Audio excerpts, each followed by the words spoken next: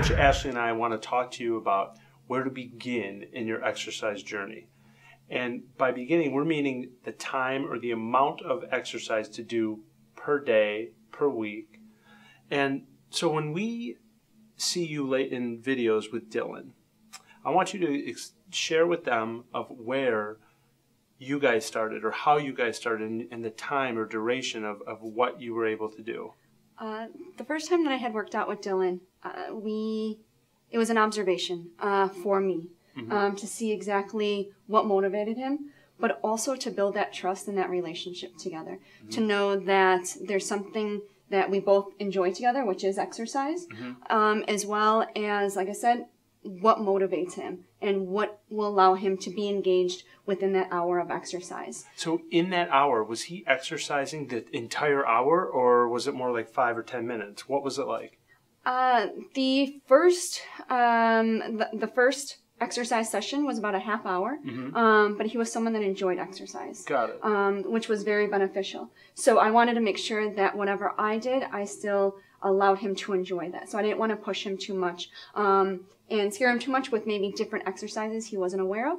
So that initial exercise session, he was able to pick those activities and those exercises on his own, to take that ownership. Great. And then, so now, after months and almost a year of working with him, what used to be a half hour once a week is now, can he go a full hour? He can go a full hour, yes. Great.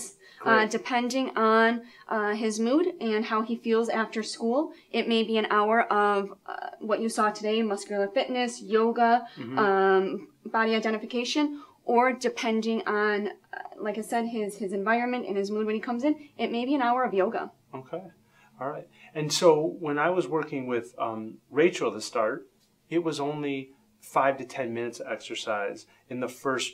Yeah, it was 5 to 10 minutes of exercise. She was breaking down. She was upset. She was stressed through her bullying and her challenges with high school. So I got her on the log, and then we started doing other types of activities and built on that. And now Rachel can exercise for an hour, full, nonstop, but we actually exercise twice per week.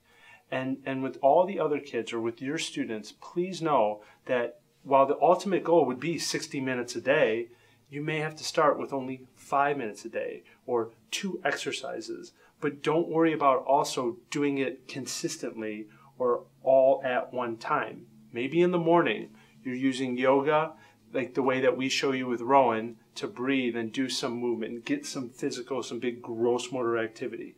Then when he gets home from school, or your student gets home from school, or your child, that now you can do maybe 5 minutes of cardio or 10 minutes of muscular fitness type activities. And then maybe before bed or before homework, you're doing another gross motor movement, or even to pair with a fine motor movement that they're working on in occupational therapy. So don't think that it has to be done all at one time. Take your time, slowly integrate, build a relationship, and we know that your children can exercise and they will exercise. So always challenge autism with exercise.